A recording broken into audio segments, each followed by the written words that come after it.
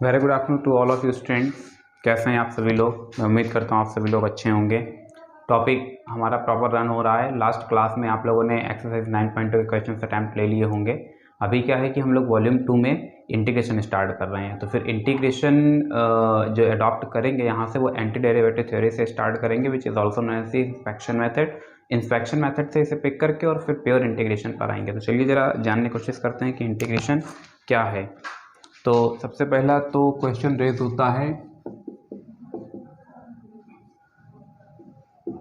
What is integration. Integration क्या है? Integration is a reverse process of differentiation. क्या कहा गया? Reverse process of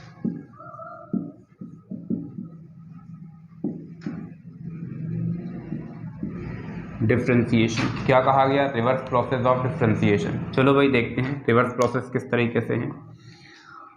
reverse process of differentiation, इसी को हम लोग एक और भी नाम देते हैं जिसे बोलते हैं एंटी डेरिवेटिव। एंटी डेरिवेटिव मतलब ही इंटीग्रेशन है। एंटी डेरिवेटिव मतलब ही क्या है? इंटीग्रेशन है। अब ये जो एंटी डेरिवेटिव थ्योरी है, ये जो अभी हम सीखने जा रहे हैं वो बाय इंस्पेक्शन मेथड सीखने जा रहे हैं। किस मेथड से? इंस्पेक्शन मेथड से सीखने जा रहे हैं। तो इंस्पेक्शन मेथड में होगा क्या?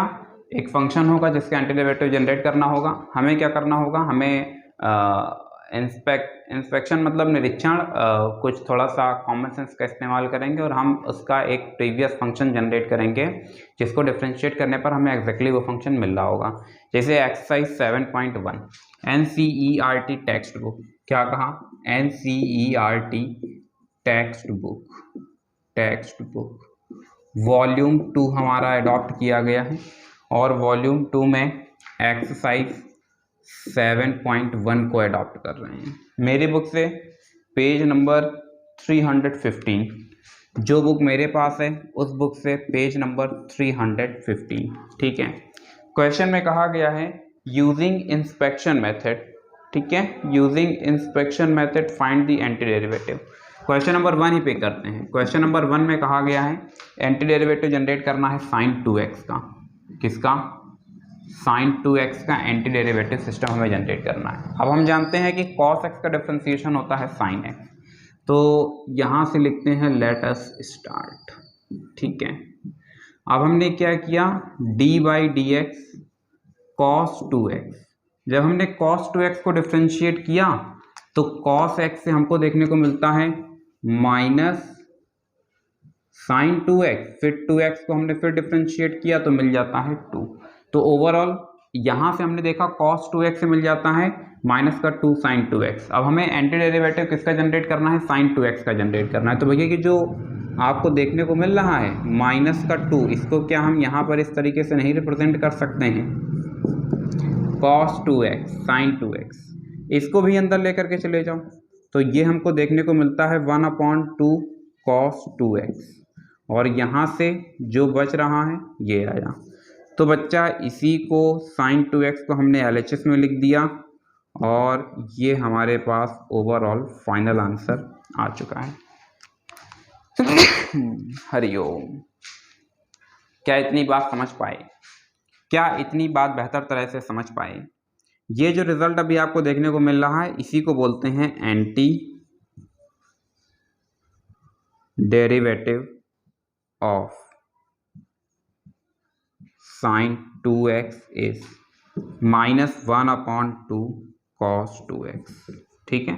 अब देखो बच्चे क्या है कि बहुत सारे लोगों के मन में ये सवाल उठ रहा होगा कि सर आखिरकार आपको कैसे मालूम चला कि हमें cos 2x से लेना है? तो अभी बताइए ये इंस्पेक्शन मेथड है। डिफरेंशिएशन पर आपकी कमांड होगी तो आप सिस्टम को देख करके इजीली समझ जाएंगे कि क्या है क्या नहीं है। जैसे कि अभी हम लोग एक अडॉप्ट करते हैं क्वेश्चन नंबर 4। अच्छा है, question number 4 NCERT text book से ही exercise 7.1 ax + b to the whole power 2 कह रहा है find the anti derivative of anti derivative of, हाँ क्या, किसका? ax + b to the whole power 2 का। देखो भाई सोल्यूशन, अब देखो हमें एंटी डेरिवेटिव किसका जनरेट करना है, ax plus b to the whole power 2। तुम्हें किस तरीके का फंक्शन अडॉप्ट करना है जिसको डिफरेंशिएट करने पर यहाँ पावर 2 मिल जाए। तो सिंपली हम जो अडॉप्ट करेंगे, लेट अस चूज, हमने लिया d by d x ax plus b to the whole power 3। देखो बच्चा जब इसको डिफरेंशिएट करते तो 3 आगे आता, आ गया भाई 3 आ गई, फिर ये पूरी बॉडी डिफरेंशिएट होने पर ये मिल गई, फिर इंटरनल पार्ट को डिफरेंशिएट करते तो एक ए और मिल जाता।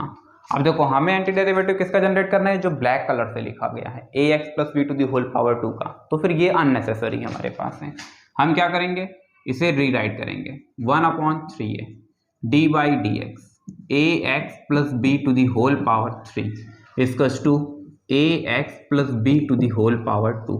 इसको फिर से रीराइट करेंगे और यहाँ से हमें देखने को मिलेगा 1/3a d by d x ax plus b to the whole power 3 इक्वल्स टू ax plus b to the whole power 2।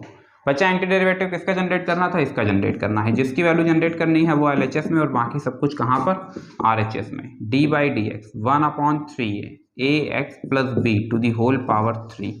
अभी एंटी डेरिवेटिव जनरेट करना है, एंटी डेरिवेटिव ऑफ किसका, ax plus b to the whole power 2 का इस क्या आपको देखने को मिलेगा 1/3a ax plus b to the whole power 3। तो मुझे लगता है कि आप चीज़ों को बेहतर तरीके से समझ पा रहे हैं। एंटी डेरिवेटिव बेस्ड हमारे पास ओवरऑल 5 क्वेश्चंस हैं। ये 5 क्वेश्चंस अब आप इजीली अटेम्प्ट ले सकते हैं। मैंने क्वेश्चन नंबर 1 और 4 आपको बता दिया है, बचे हुए क्वेश्चंस आप इजीली अटेम्प्ट ले पाएंगे। क्वेश्चन नंबर 6 सिक्सने से स्टार्ट होती है, फटाफट इसे नोट करेंगे, फिर आगे कुछ नेक्स्ट क्वेश्चंस देखेंगे।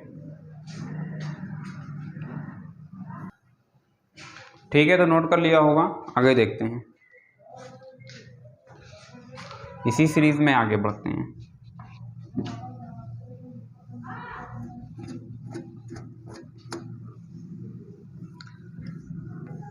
इसके ओरिजिनल फॉर्म पर आपको लाते हैं। रिवर्स प्रोसेस का यहाँ पर क्या मीनिंग है और इंटीग्रेशन मैथमेटिकली आपको क्या एक्सप्लेन करके देता है, बहुत सारी चीज़ें।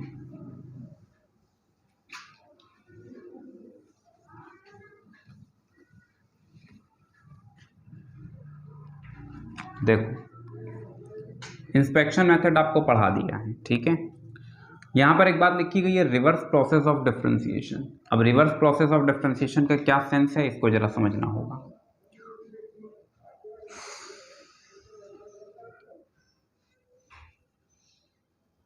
रिवर्स प्रोसेस ऑफ डिफरेंशिएशन, पहले चलो यहाँ से एक पार्ट लेते हैं, D by d x sine x.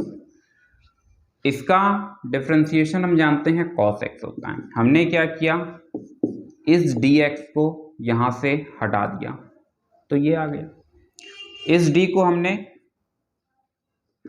Transfer किया RHS में, तो 1/d cos x dx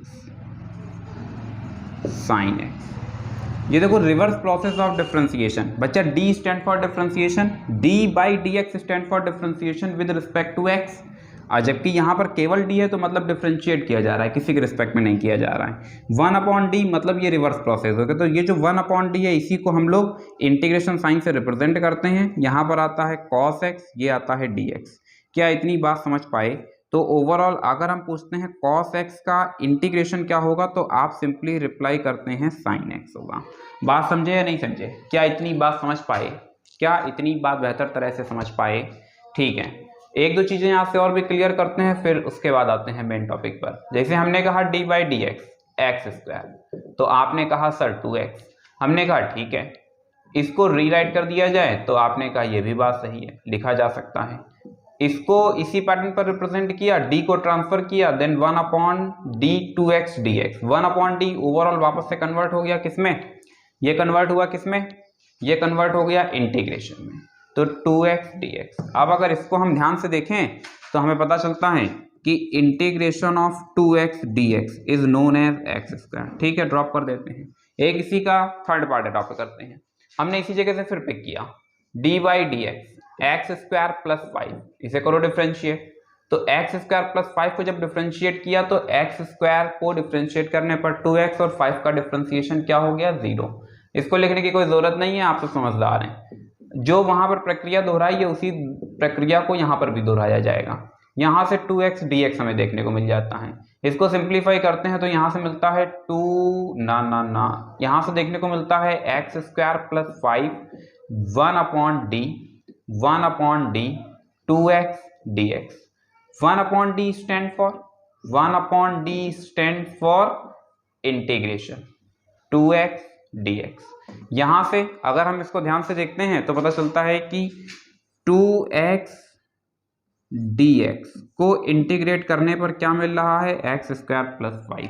अब देखो बच्चे क्या है कि यहाँ पर एक एम्बिग्विटी है। असल में क्या है, यहाँ 5 की जगह 50 ले लेंगे तब भी हमें सोल्यूशन में कुछ अब चेंजमेंट देखने को मिलेगा। इसका मतलब reverse process of differentiation, differentiation का रिवर्स प्रोसेस तो है मगर ये एक्चुअल में वेरिएबल को ही रीगेन कर पाता है, रिट्राइव कर पाता है। मतलब वेरिएबल पोर्शन ही आप वापस से गेन कर पाएंगे रिवर्स प्रोसेस में, आप कांस्टेंट को खो देते हैं।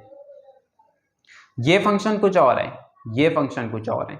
आप अगर ध्यान से देखें तो ये वाला जो फंक्शन है एक्स स्क्वायर, ये बच्चा एक पैराबोला है। Y square x square equals to 4ay का केस है, ये जाएगा x square equals to 4ay। X square plus 5, आप ये वाला भी केस जानते हैं। ये वाला केस किस में ट्रांसफर हो जाएगा, शिफ्टिंग ऑफ ओरिजिन पर ट्रांसफर होगा, -5 पर कहीं शिफ्ट हो जाएगा जाकर के, यानी ओवरऑल +5 पर, यानी x square plus 5 equals to y, then x square equals to y -5। तो बच्चा ये शिफ्टिंग ऑफ ओरिजिन से +5 पर कहीं शिफ्ट हो रहा है। मगर अगर हम इसी का देखें इंटीग्रेशन वाला जो पोर्शन फंक्शन जनरेट हो रहा है तो एक ये जनरेट हो रहा है और डिफरेंशिएशन एक ये जनरेट हो रहा है और एक ये जनरेट हो रहा है। दोनों फंक्शन अलग अलग है लेकिन दोनों का डिफरेंशिएशन क्या है, 2x ही आ रहा है। 2x लाइन आप जानते हैं ओरिजिन से पास होगी और स्लोप इसका 2 होगा, pi square to mx plus c से आप कंपेयर करा देंगे। तो हमें ये पता चलता है कि किसी भी फंक्शन को डिफरेंशिएट करने के बाद में जब उसको इंटीग्रेट वापस से कर देते हैं तो हमें वेरिएबल पोर्शन तो वापस से मिल जाता है लेकिन जो कांस्टेंट है वो कहीं ना कहीं डिस्टर्ब हो जाते हैं। इस डिस्टर्बेंस को दूर करने के लिए, कांस्टेंट के इसी डिस्टर्बेंस को दूर करने के लिए हम क्या करते हैं, ये जो कांस्टेंट का क्या बोलते हैं चल रहा है डिफरेंस, इसी डिफरेंस को, इसी एम्बिग्विटी को दूर करने के लिए हम लोग एक आर्बिट्री कांस्टेंट ले लेते हैं। यानी हम क्या करते हैं, हर बार सोल्यूशन में +c अपनी तरफ से ऐड कर देते हैं। क्या ऐड कर देते हैं, +c। अब ये जो बच्चा +c ऐड करते हैं ये असल में होता है एक आर्बिट्री कांस्टेंट। क्या कहा, ये होता है एक आर्बिट्री कांस्टेंट। सेम प्रोसेस यहाँ पर भी हम क्या ऐड करते हैं, +c। इसको हम बोलते हैं आर्बिट्री कांस्टेंट। बात समझे या नहीं समझे, ये क्या है बच्चा, आर्बिट्री कांस्टेंट। अब ये आर्बिट्री कांस्टेंट, इसको नाम आर्बिट्री इसलिए दिया गया है क्योंकि अकॉर्डिंग टू सिचुएशन अपने आप को खुद ही एडजस्ट कर लेता है। तो यहाँ से दो चीजें हमें सीखने को मिली। नंबर 1, जब भी किसी फंक्शन को हम डिफरेंशिएट करके इंटीग्रेट करते हैं तो फंक्शन हमें ओवरऑल वेरिएबल फॉर्म पर पूरा रिट्राइव हो जाता है, कांस्टेंट कहीं ना कहीं डिस्टर्बेंस क्रिएट करता है। उस डिस्टर्बेंस को रिमूव करने के लिए हम लोग क्या करते हैं, हम लोग एक आर्बिट्री कांस्टेंट का इन्वॉल्व करा देते हैं। आर्बिट्री कांस्टेंट c, जब भी इनडेफिनिट इंटीग्रल होगा तो आर्बिट्री कांस्टेंट c आपको देखने को मिलेगा। अब सवाल उठता है कि इंटीग्रेशन को रिप्रेजेंट करने का तरीका क्या होता है। तो बच्चे यहाँ से देख लेते हैं रिप्रेजेंटेशन। जब भी इंटीग्रेशन साइन होगा वो इस तरीके से रिप्रेजेंट किया जाता है, ठीक है। ये असल में बिगड़ा हुआ रूप है f का। इंटीग्रेशन का जो मीनिंग है मैथमेटिकली वो होता है समेशन। क्या कहा, समेशन, SUMMATION। समेशन का हमने ले लिया s और इस s को पकड़ के हमने खींच दिया, जैसे ही खींचा वैसे ही हमको ये साइन देखने को मिल गया। तो ये जो भी आप जहां पर भी देख रहे हैं ये साइन, ये एक्चुअल में s ही है, s का बिगड़ा हुआ रूप है। लेबनिट्ज ने सबसे पहले इसको खोजा था और लेबनिट्ज ने ही इसको, ये जो सिंबल है ये लेबनिट्ज का ही दिया हुआ है। यहाँ से दो चीजें हमारी क्लियर हो जाती हैं। अब रिवर्स प्रोसेस का सेंस अभी आपको समझ आ रहा होगा कि रिवर्स प्रोसेस का सेंस यहाँ पर किस चीज से चल रहा है। एक दो क्वेश्चन और पिक करते हैं और उसके पहले हम लोग कुछ फॉर्मूलाज को अडॉप्ट करते हैं, ठीक है। अब ये जो यहाँ पर आर्बिट्री c जनरेट होता है तो याद रखना आर्बिट्री c जो जनरेट होगा वो बच्चा पर्टिकुलर किसी एक कर्व को नहीं बताएगा बल्कि वो फैमिली ऑफ कर्व को बताएगा। किसको बताएगा, फैमिली ऑफ कर्व को। जब हम बोलते हैं y square equals to x square equals to y, तो बच्चा इसका सेंस तो इससे होता है सिंगल एक ही कर्व से। जबकि अब इसकी बात कर लेते हैं तो ये +c, c आर्बिट्री है इसलिए इसके पास कितने कर्व जनरेट हो जाएंगे, इनफाइनाइट कर्व जनरेट हो जाएंगे ये सब। तो इसलिए इसको आप जब नाम देते हैं तो इसको बोलते हैं फैमिली ऑफ पैराबोला। इसे क्या बोलते हैं, फैमिली ऑफ पैराबोला।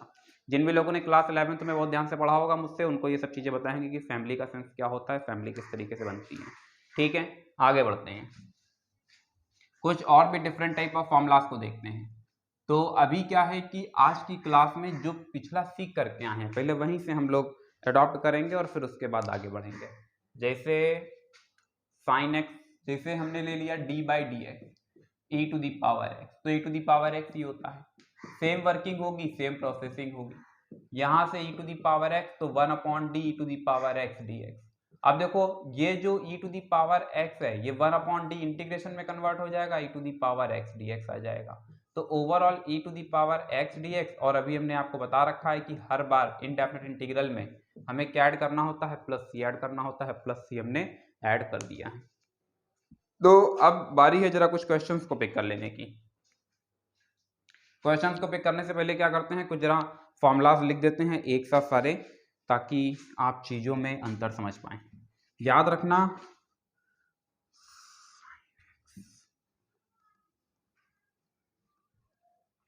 सबसे पहला यहां से जो फॉर्मूला बनता है बच्चा वो बनता है पॉलिनोमियल के लिए, integration x to the power n dx, x to the power n plus 1 upon n plus 1 plus C, formula number 1। Formula number 2 integration e to the power x dx, यही बन जाएगा e to the power x plus C. Formula number 3, formula number 3 याद रखेंगे यहाँ पर n की value कभी भी -1 नहीं होनी चाहिए, 1 अपॉन x dx। 2-3 फॉर्मूलाज होते हैं, आपका काम केवल इससे चल जाएगा। फॉर्मूला नंबर 4, फॉर्मूला नंबर 4 फिलहाल यहाँ से एक पूरी सीरीज बना देते हैं। फॉर्मूला नंबर 4 अभी कोई सेपरेट फॉर्मूला तो नहीं याद आ रहा है, चलो याद आ गया। फॉर्मूला नंबर 4 देखो, formula number 4 a to the power x dx, तो ये बना देता है 1 upon a to the power x upon log a base e, log a base e plus C. किसी भी फॉर्मूले में कोई डाउट हो, डिफरेंशिएशन आप जानते हैं, बता चुके हैं किस तरीके से फंक्शंस को हम इंटीग्रेट करते हैं, तो आप इजीली इंटीग्रेशन फॉर्मूला मेंटेन कर भी सकते हैं। यहाँ से अब कुछ ट्रिग्नोमेट्रिक आइडेंटिटीज पर हम लोग आ जाते हैं, और ट्रिग्नोमेट्रिकल आइडेंटिटीज से 6 फॉर्मूलाज हमारे पास फिर अराइज हो जाते हैं। तो देखने को मिलता है क्या, देखने को मिलता है इंटीग्रेशन साइन एक्स dx, फिर इंटीग्रेशन कॉस एक्स dx। अब देखो कॉस एक्स का डिफरेंशिएशन होता है माइनस साइन एक्स, जबकि यहां पर कॉस एक्स का इंटीग्रेशन होगा साइन एक्स। साइन एक्स का डिफरेंशिएशन होता है कॉस एक्स, जबकि यहां पर साइन एक्स का इंटीग्रेशन होता है माइनस कॉस एक्स। क्या इतनी चीजों को समझ पा रहे हैं? फिर ये फॉर्मूला नंबर 1, ये 2, फॉर्मूला नंबर 3 इंटीग्रेशन, यहां से आता है sec स्क्वायर एक्स dx, तो बन जाता है tan x प्लस सी, और यहां से फॉर्मूला नंबर 4 इंटीग्रेशन ये जनरेट करके देता है, ये जनरेट करके देता है cosec square x dx, cosec square x dx, तो ये बना देता है माइनस का cot x प्लस सी।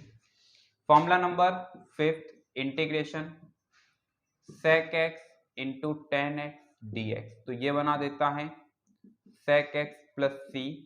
और नंबर 6 इंटीग्रेशन ये बन जाता है cosec x into cot x dx, तो ये बना देता है माइनस का cosec x प्लस सी। तो ओवरऑल ये हमारे पास फिर से 6 फॉर्मूलाज आ गए हैं।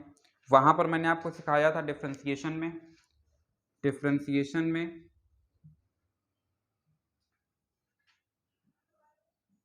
मैंने आपको सिखाया था कि जिनकी भी स्टार्टिंग सी से होती है वो सब हमें क्या देते हैं, नेगेटिव साइन देते हैं। तो यहाँ से ये देखो सी, ये देखो सी, ये देखो सी, सब हमें क्या दे रहे हैं, नेगेटिव साइन दे रहे हैं। ये 6 फॉर्मूलाज आपको याद हो गए होंगे, मैं उम्मीद करता हूँ। अब जरा कुछ क्वेश्चंस पिक कर लेते हैं जिससे कि बात हमको जरा ज़्यादा समझ आएगी। तो क्वेश्चन नंबर 7, एक्सरसाइज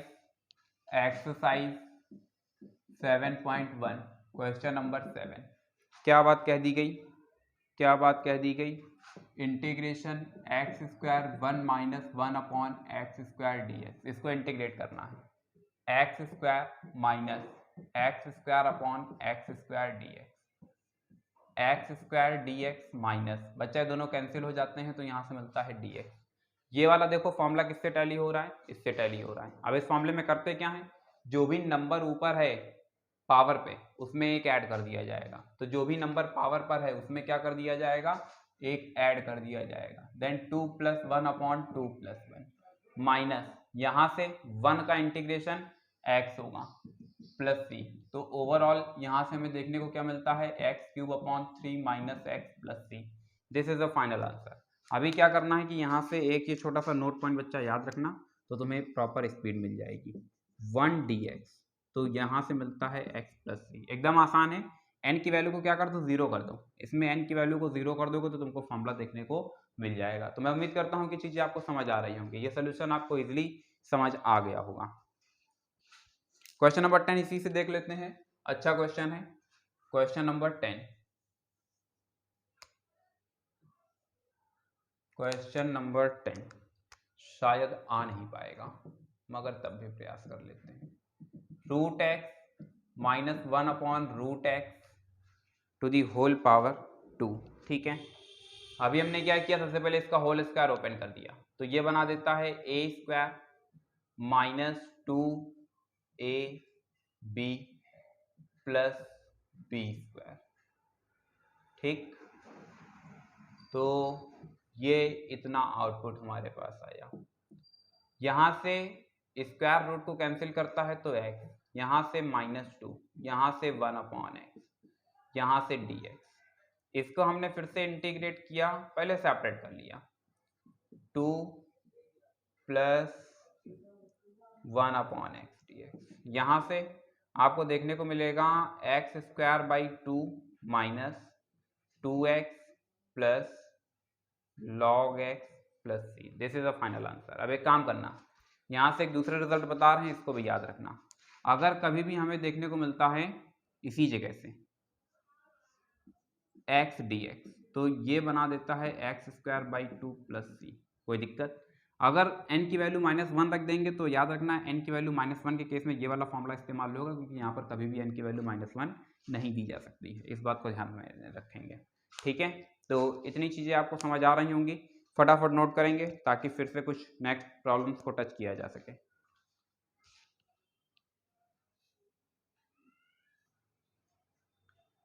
ठीक है, तो इतना अभी सभी लोगों ने नोट कर लिया होगा, कुछ अदर प्रॉब्लम्स को हम लोग देखते हैं।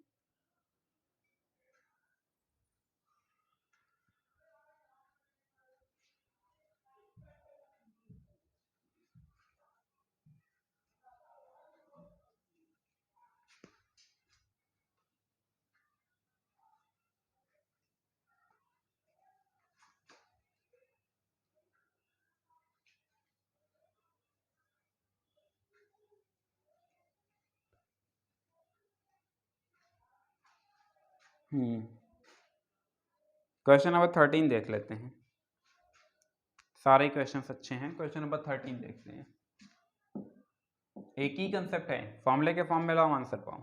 X cube minus x square integration x cube minus x square plus x minus 1 upon x minus 1। क्या इतनी बात समझ पाए? ठीक है, अभी हमने क्या किया, न्यूमरेटर से एक्स स्क्वायर को कॉमन कर लिया, देन एक्स माइनस 1, फिर यहाँ से प्लस का 1 कॉमन किया, then x minus 1 whole upon x minus 1 dx। यहाँ से हमने क्या किया, x माइनस 1, देखो बच्चा फैक्टर कॉमन है दो, तो x square plus 1 upon x minus 1, x minus 1 से एक्स माइनस 1 कैंसिल हो जाता है, एक्स स्क्वायर प्लस 1। अभी हमने क्या किया, यहाँ से इसको इंटीग्रेट कर दिया, देन 1 अपॉन, पहले सेपरेट कर लेते हैं, एक्स स्क्वायर dx प्लस, हाँ भाई 1 का इंटीग्रेशन अभी भी क्या पढ़ाया, 1 का इंटीग्रेशन x होता है, तो यहाँ से भी हमें देखने को क्या मिलता है, x cube upon 3 plus x plus C. ये 3 कहाँ से आया, ये अभी आप समझ रहे हैं, जो पावर है उसमें 1 ऐड कर देना है इस फॉर्मूले से, तो पावर है 2, तो 2 + 1 अपॉन 2 + 1, इसलिए 3/3 देखने को मिल रहा है। याद रखना जो नंबर यहाँ पर आएगा वही नंबर हमेशा डिनोमिनेटर में भी होगा, क्योंकि जो नंबर यहाँ पर होता है वही डिनोमिनेटर में होता है। इसी के साथ में कुछ और भी questions just like the question number 19 देख लेते हैं। क्वेश्चन नंबर 19 में क्या है, sec square x upon cosec square x, integration sec square x upon cosec square x. अब देखो बच्चे, अभी तक जितने भी फॉर्मुलाज मैंने आपको इसका उन सारा फॉर्मुलाज में आपने एक चीज देखी होगी कि फॉर्मुला सब सेपरेट है, सिंगल फॉर्म पर है। ऐसा ट्रिग्नोमेट्रिकल आइडेंटिटीज में दो आइडेंटिटीज एक साथ नहीं है। एक काम करो, इसको लिख दो sec square x 1 upon cosec square x dx। अब एक काम करो, sec स्क्वायर को लिख दो 1 अपॉन cos स्क्वायर एक्स, और cosec स्क्वायर एक्स को लिख दो 1 अपॉन साइन स्क्वायर एक्स। तो 1 अपॉन के सिंपली लिखा जा सकता है sine square x dx। Integration यहां से देखो भैया, साइन अपॉन कॉस क्या बना देता है, tan स्क्वायर एक्स बना देता है। अब ये जो tan स्क्वायर एक्स है, इस tan स्क्वायर एक्स इंटीग्रेशन ही नहीं होता है, तो हमें tan स्क्वायर एक्स को क्या लिखना होगा, sec स्क्वायर एक्स माइनस 1। याद रखना tan x का डिफरेंशिएशन होता है sec स्क्वायर एक्स, तो sec स्क्वायर एक्स का इंटीग्रेशन होता है क्या, tan x। tan square x का नहीं होता इंटीग्रेशन, इसलिए हमें एक आइडेंटिटी का इस्तेमाल करना पड़ा, और वो आइडेंटिटी आप सभी लोग जानते हैं। यहां से इसको सेपरेट कर देते हैं, sec square x dx minus integration dx। sec square x से क्या मिल जाता है, tan x minus x plus C. ये ओवरऑल हमारे पास रहा आंसर। अभी कुछ लोगों को याद नहीं आ रहा कि ये किस आइडेंटिटी के बिहाफ पर इन्होंने यहाँ लिख दिया है, तो आपने सीखा होगा sec square theta minus tan square theta equals to 1। बच्चा यही आइडेंटिटी का इस्तेमाल करके हम यहाँ पर तक पहुँच गए, sec स्क्वायर एक्स माइनस 1। तो मैं उम्मीद करता हूँ कि क्वेश्चंस आसान हैं, इजी हैं, और आप आसानी से इन सारे ही प्रॉब्लम्स का अटेम्प्ट ले सकते हैं। मेरे अपने पॉइंट ऑफ व्यू से एक्सरसाइज 7.1 में कहीं कोई दिक्कत नहीं होगी। एक क्वेश्चन अच्छा है, क्वेश्चन नंबर 20, इस क्वेश्चन के साथ ही इस एक्सरसाइज को एंडिंग पर ले आएंगे। तो क्वेश्चन नंबर डिस्कस करने जा रहे हैं, क्वेश्चन नंबर डिस्कस करने जा रहे हैं 20। क्वेश्चन नंबर 20 भैया क्या है, what is the question number 20। ठीक है, रीड करो problem. 2 - 3 sin x, 2 - 3 sin x upon cos square x. ठीक है, हमने क्या किया, सबसे पहले तो cos स्क्वायर एक्स को सेपरेट कर लिया, -3 sin x upon cos square x, ये 2, ये आ जाएगा sec square x dx -3 sine upon cos क्या हो जाता है, tan, और ये क्या हो जाता है, sec dx। यहां से क्या हो जाता है 2, sec स्क्वायर एक्स की जगह पर क्या हो जाता है tan x, sec x into tan x overall बना देता है क्या, sec x plus c. This is the final answer. तो मैं उम्मीद करता हूं कि चीज़ें आपको आसानी से समझ आ रही होंगी, आप चीज़ों को बेहतर तरीके से गेन कर पा रहे होंगे। आज के लिए बस इतना ही। Thank you so much to all of you.